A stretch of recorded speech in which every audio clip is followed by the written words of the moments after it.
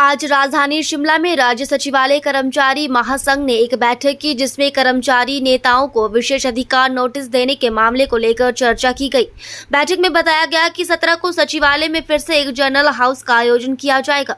इस general house को विधानसभा सत्र के चलते टाल दिया गया था। आपको बता दें कि मंत्री धर्माणी द्वारा सचिवालय कर्मचारियों को दिए गए विशेष अधिकार नोटिस पर कर्मचारियों में काफी रोष है। वहीं महासंघ के अध्यक्ष संजीव शर्मा ने कहा कि हिमाचल में कर्मचारियों ने देर रात काम किया है। हिमाचल के इतिहास में पहली बार हुआ है कि जब कर्मचारियों को विशेष अधिकार नोटिस दिया गया। उन्होंने कहा कि हम उससे डरने वाले नहीं हैं। उन्होंने कहा कि यदि हम विधानसभा में विघ्न डालते तब विशेष अधिकार नोटिस जारी किया जाता तो कुछ और बात थी। उन्होंने कहा कि जब मुख्यमंत्री के पुतले फूके जाते थे तब भी ऐसा नहीं किया गया। उन्होंने कहा कि इससे पहले भी पूर्व सीएम जयराम ठाकुर का भी घेराव किया गया। पिछली बार भी 3 मंत्री जब शपथ ले रहे थे तो हमने सचिवालय के दरवाजे बंद कर दिए थे, तब भी कोई कार्रवाई नहीं की गई। उन्होंने कहा कि सुक्खू सरकार आज कर्मचारियों की बदौलत है। वार्ता के लिए हम तैयार हैं, संवाद से ही मुद्दा हल होगा। नमस्कार। कल हमारी पूरी कॉन्फेडरेशन की बैठक हुई है। उसमें निर्णय लिया गया है कि हम 17 तारीख को फिर से गेट मीटिंग करेंगे। किन इश्यूज को लेकर, क्या डीए एरियर ही, या क्योंकि जिस तरह से एक प्रिविलेज मोशन आपके खिलाफ लाया गया है मंत्री की तरफ से विधानसभा में, उसको लेकर भी डिस्कस होगा? इसमें क्या मैटर्स रहने वाले हैं? नहीं, निश्चित तौर पर जैसे हमने कल जो हमारी मीटिंग हुई उसमें रोष व्यक्त किया गया। देखिए, प्रदेश के कर्मचारी हों चाहे सचिवालय के कर्मचारी हो, सचिवालय के कर्मचारी ने विधानसभा में पूरी निष्ठा से, पूरी ईमानदारी के साथ अपना काम किया। रात को 10-10, 12-12 बजे गए, हमने कोई विघ्न नहीं डाला। लेकिन इसका इनाम हमें प्रिविलेज मोशन के तौर पर दिया गया। और ये हिमाचल प्रदेश के इतिहास में पहली बार हुआ है कि जब कर्मचारी, चुने हुए कर्मचारी नेता को प्रिविलेज मोशन लाया गया उनके खिलाफ।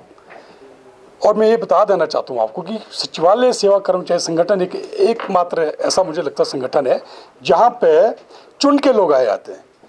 जब हमारे इलेक्शन होते हैं तो 5-5 पोलिंग बूथ होते हैं। सुबह 10 बजे पोलिंग शुरू हो जाती है, शाम को 5 बजे चलती है, उसके बाद काउंटिंग होती है।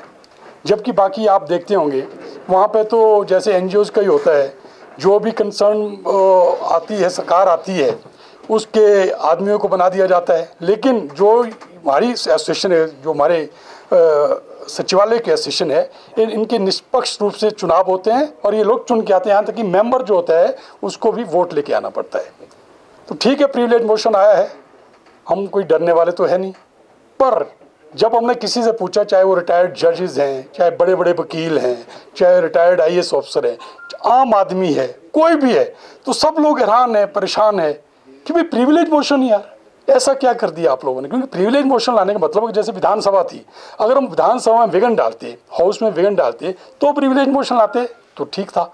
अगर हम किसी को गाली देते विधानसभा में जाके तो प्रिविलेज मोशन लाते। क्योंकि हमने तो वो भी समय देखा है एक विरोध करने का, हमने पुतले फूके हैं, पुतले फूकते थे मुख्यमंत्री के, गालियाँ देते थे। एक मुख्यमंत्री थे, पूर्व मुख्यमंत्री थे, तो हमने पुतला फूका।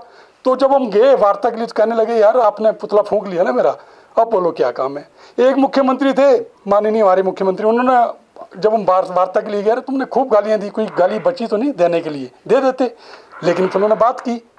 इसी तरह पूर्व मुख्यमंत्री हो, मैं भी आपको ताज़ा बताता हूँ, पूर्व मुख्यमंत्री श्री जयराम जी, उनको हमने एक बार गिरफ्तार किया। क्योंकि लोगों ने मेरा गिरफ्तार किया, यहाँ पे कुछ लोग बाहर से आ रहे थे, ट्रिब्यूनल से आ रहे थे, तो लोगों ने मेरा गिरफ्तार कर दिया।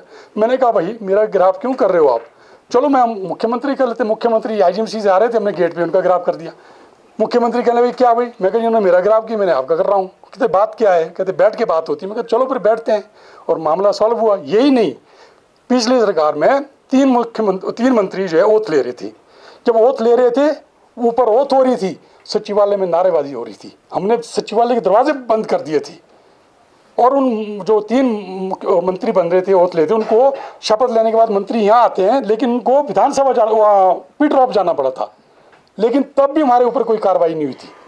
जब हमने अपनी बात रखी, माननीय मुख्यमंत्री, तत्कालीन माननीय मुख्यमंत्री गए कि ठीक है यार, दोनों तरफ से कहीं ना कहीं कम्युनिकेशन गैप था, तब भी हमें मेमो तक नहीं आया। आज देखो क्या हो रहा है, पूरे प्रदेश क्या देश भी जानता है कि ये जो सरकार बनी है कर्मचारियों की बदौलत बनी है ना। और आज कर्मचारी पे इतने बड़े बड़े प्रिविलेज मोशन, मेमो, एक हमने गेट मीटिंग की, गेट मीटिंग में आज तक कभी मेमो नहीं आई, हम लोगों को मेमो आ गई।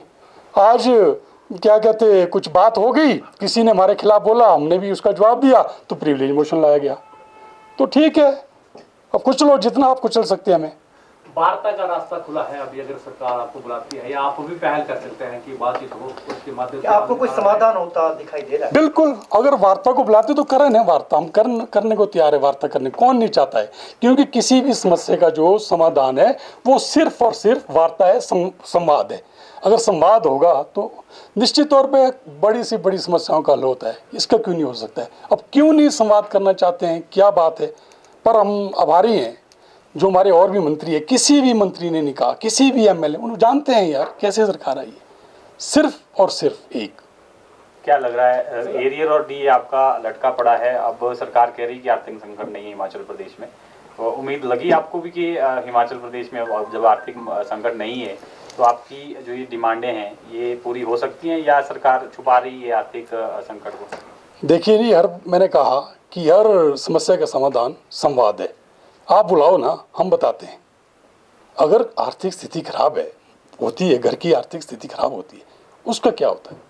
बैठ के बात की जाती है, कैसे हमने आर्थिक स्थिति ठीक करनी है। हम बताएंगे, हम कोई बाहर के लोग थोड़े हैं यार, हम इसी परिवार के और माननीय मुख्यमंत्री हमारे मुखिया है, हमें बुलाएं, हम बताएंगे कि कहाँ से पैसा आ सकता है। देखिए, जो डीए है या डीए एरियर है, डीए है और पे स्केल एरियर है, देखो ये देनदारी है, कमाया है लोगों ने।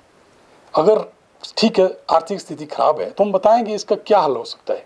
हम कोई जबरदस्ती थोड़ा ना मांगे। आर्थिक स्थिति ठीक है, खराब नहीं है। नहीं, कुछ लोग कभी कहते हैं कि खराब है, कुछ लोग बोलते हैं ठीक है, तो बैठ के बात होगी ना।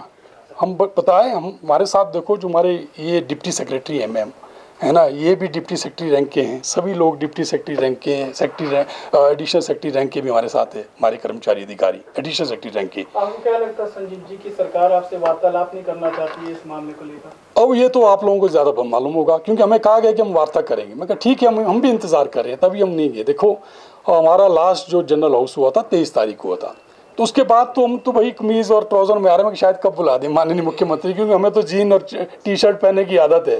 अब हम इसीलिए ट्राउज़र और जीन में शायद कहीं मुख्यमंत्री बुला दें वार्ता के लिए, पर अभी तक तो कुछ हुआ नहीं ऐसा। हाँ, तो महासंघ को बुलाया जा रहा है, आंदोलन आप लोग कर रहे हैं, तो कहीं ये ऐसा तो नहीं है कि कहीं इश्यू को डाइवर्ट करने की कोशिश है? देखिए डॉक्टर साहब, महासंघ को बुलाया जा रहा है, अभी तो पता ही नहीं कि कौन है महासंघ, क्योंकि कहीं पता चलता कि वीरेंद्र गुट, कहीं बोलते हैं प्रदीप गुट, कहीं बोलते कोई त्रिलोक गुट है। हम तो चाहते हैं किसी को बुलाओ, किसी को मान्यता दो।